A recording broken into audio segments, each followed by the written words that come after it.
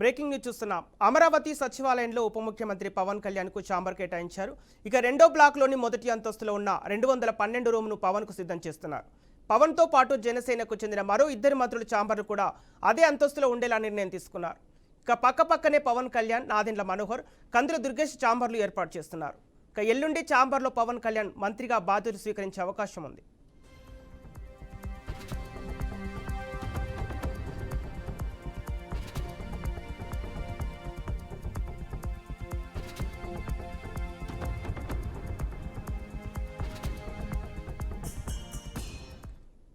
దీనికి సంబంధించిన పూర్తి డీటెయిల్స్ మా గుంటూరు ప్రతినిధి శ్రీనివాస్ ఫోన్ ద్వారా సిద్ధంగా ఉన్నారు. శ్రీనివాస్, అంటే ఏపీ సీఎం చంద్రబాబు నాయుడు మంత్రులకు శాఖలు కేటాయించినట్టు తెలుస్తోంది.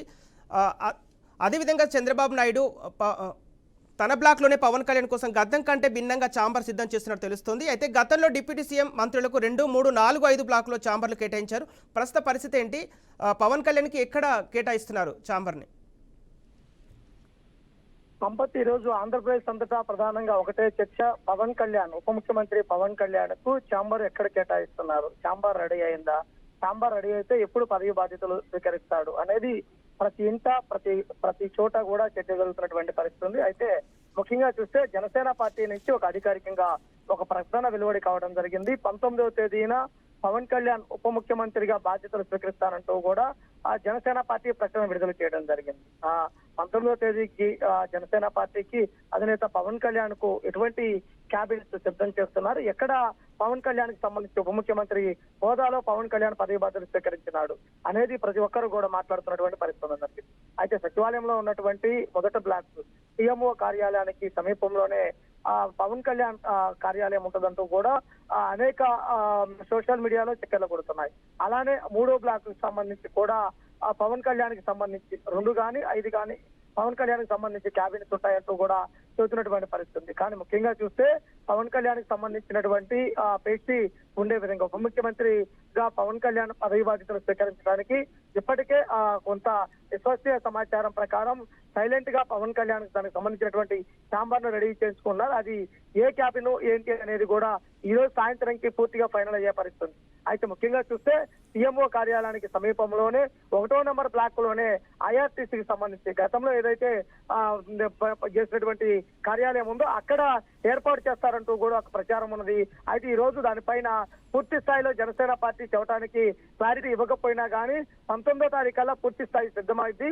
19వ తారీఖు పవన్ కళ్యాణ్ పదవి బాధ్యతలు స్వీకరిస్తాడు, సచివాలయంలో ఉప ముఖ్యమంత్రిగా బాధ్యతలు నిర్వహిస్తారంటూ కూడా చెబుతున్న పరిస్థితి ఉంది. అయితే ముఖ్యంగా చూసుకున్నట్లయితే కనుక వాస్తు దాంతో పాటు పవన్ కళ్యాణ్ అభిరుచులకి తగిన విధంగా తన పేషిని సిద్ధం చేసుకునేందుకు కూడా జనసేన పార్టీకి సంబంధించినటువంటి ముఖ్య నేతలు కొంతమంది సచివాలయానికి రావడం జరిగింది. వారు 3, 5, 2 బ్లాకులు కూడా పరిశీలించినటువంటి పరిస్థితి కూడా ఉండడం జరిగింది. తర్వాత 1వ నెంబర్ బ్లాక్ లో ఏదైతే కనుక రియల్ టైమ్ గవర్నర్స్ సంబంధించి గత ఏదైతే ఉందో దానికి సంబంధించి కూడా పరిశీలించడం జరిగింది. అంటే ఈ రోజు సాయంత్రంలోగా తప్పనిసరిగా దీనిపై ఒక క్లారిటీ వచ్చి పవన్ కళ్యాణ్ బ్లాక్ ను సిద్ధం చేయడానికి రెడీ అవుతున్నటువంటి పరిస్థితి కూడా ఉండడం జరిగింది.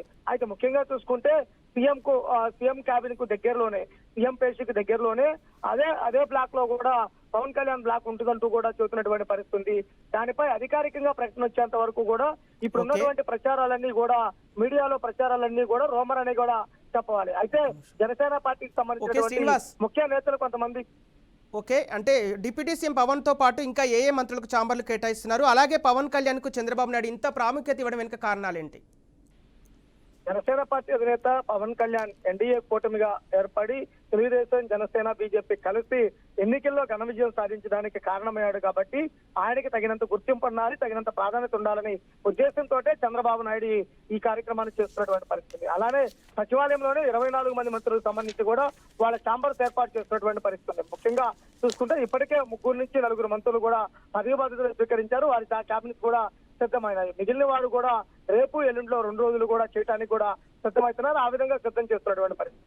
అయితే అత్యంత విఐపీ పర్సన్ గా ఉండి అలానే ఫిల్మ్ స్టార్ గా ఉన్నటువంటి ఉప ముఖ్యమంత్రి పవన్ కళ్యాణ్ కి సంబంధించి క్యాబిన్ విషయంలో ప్రభుత్వం కూడా అత్యంత గోప్యంగా ఉంచుతుంది. పవన్ కళ్యాణ్ వచ్చేంత వరకు కూడా బయట ఎవరికి తెలియకుండా ఉండే విధంగా కూడా చేస్తున్నటువంటి పరిస్థితి కూడా ఉండడం జరిగింది. అయితే దర్యాపుగా ఉన్నటువంటి పరిస్థితుల్లో 1వ నెంబర్ బ్లాక్ లోనే పవన్ కళ్యాణ్ క్యాబిన్ ఉంటుందంటూ కూడా, పవన్ కళ్యాణ్ పేషి ఉంటుందంటూ కూడా చెబుతున్నటువంటి పరిస్థితి.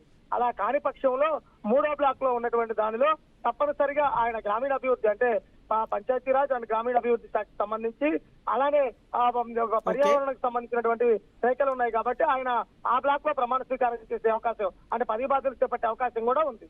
Okay right, thank you Srinivas.